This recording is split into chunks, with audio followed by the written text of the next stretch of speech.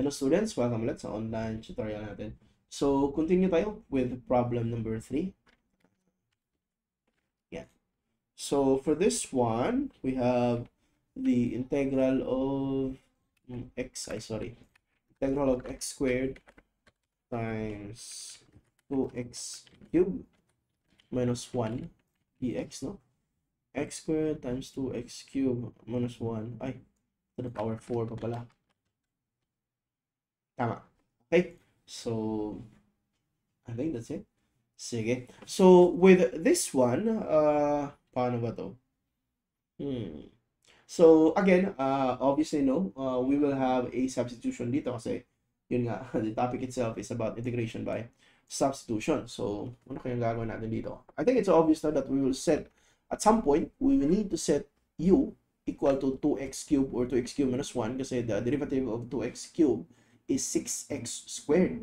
And then ito, diba? X squared man yan. Okay, so I think that's it. Okay, sige. So, lagay ko na lang agad. Let's try to set u equal to this one, 2x cubed minus 3.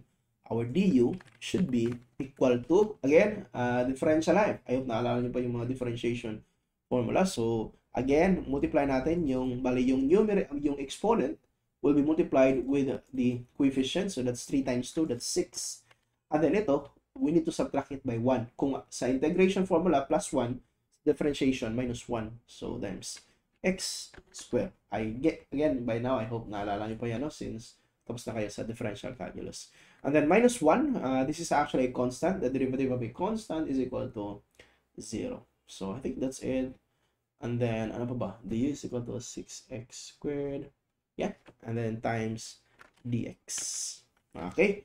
So, I think okay na tayo dyan. Sige.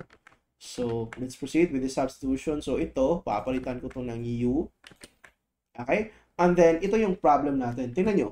Wala tayong exactly 6x squared dx, no? Wala tayong exact na 6x squared dx. So, what I will do is, I need to multiply this one with 6. Para ito, 6x squared dx pala if tatanggalin ko to. Yan. So, meron tayong u to the power 4. Meron tayong 6x squared dx. So, ito yung magiging du.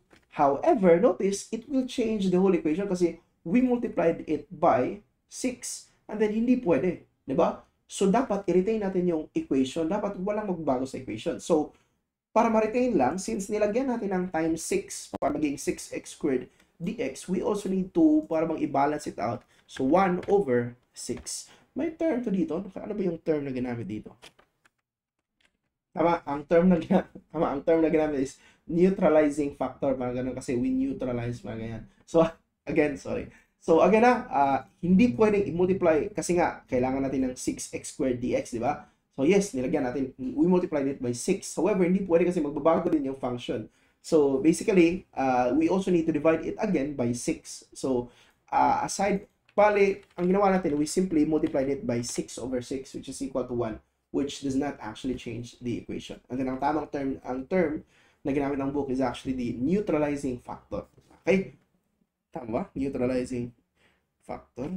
Saan na yun? Ako, nawala. Tama, neutralizing factor. Medyo, nostalgic lang. Kakabalik ko lang sa integral. I'm actually a civil engineering instructor and then most of the subjects that I'm handling are design subjects, reinforced concrete, mga ganyan, mga pang board exam subjects, and then it's weird no to teach integral calculus ulit. Okay.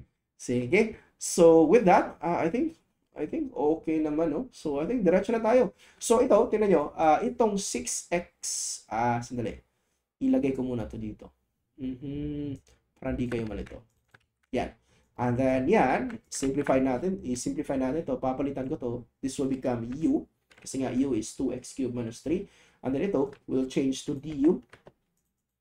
So, yan, du. And then, yung 1 over 6, wag natin kaya naman, andyan pa din yan. So, meaning, ito at saka ito, same lang. Okay? So, proceed na tayo. Next, I think diretso na. Gagamitin natin yung second equation dito. So, we have 1 over 6. I-retain natin ang 1 over 6. And then, simply copy this one. Copyhin lang natin to. Again, plus 1 yung exponent and then divide the variable with the exponent itself, no? Yan. And then, wag natin kalimutan yung plus c. Okay, para di magalit si ma'am. Sorry ha, pag ganyan yung sinasabi ko. Naalala ko kasi pag medyo marami akong pagkakamali ba dito na kalimutan yung plus c. Tapos yun, nagalit si ma'am. So, anyway, I think okay na to. Sige, so, again, yung pag-simplify ha, I will leave that to you. But anyway, I think we can all agree, no, that our answer will be u to the power 5 over 30. Okay, and then with that, again, you need to substitute it back, no? Yung value ng u, which is 2x cubed minus 1. Ano ba yung tamang term nito? Back substitution. Nakalimutan ko na. But anyway, i-substitute natin ulit. So, we will have, I think, diretso na, no? Ito na yung sagot natin agad. So, our answer will be ito. However, u should be 2x cubed. Yan. So, copyhan natin to. And then, lagyan natin dito. Yan. So, yan yung final answer natin. Okay. So, check na natin sa answer key kung same lang ba. Again, if wala yung answer key, if wala kayong answer key, meron tayong shortcut way. I think tinuro ko kanina sa first problem kung paano nyo i-check kung tama ba yung sagutin nyo or hindi. Okay, tama lang. Sige. Same pa rin, if you have any questions or clarifications, comment lang sa baba. Maraming salamat sa panonood and see you sa next video natin. Problem number 4. See you sa problem number 5.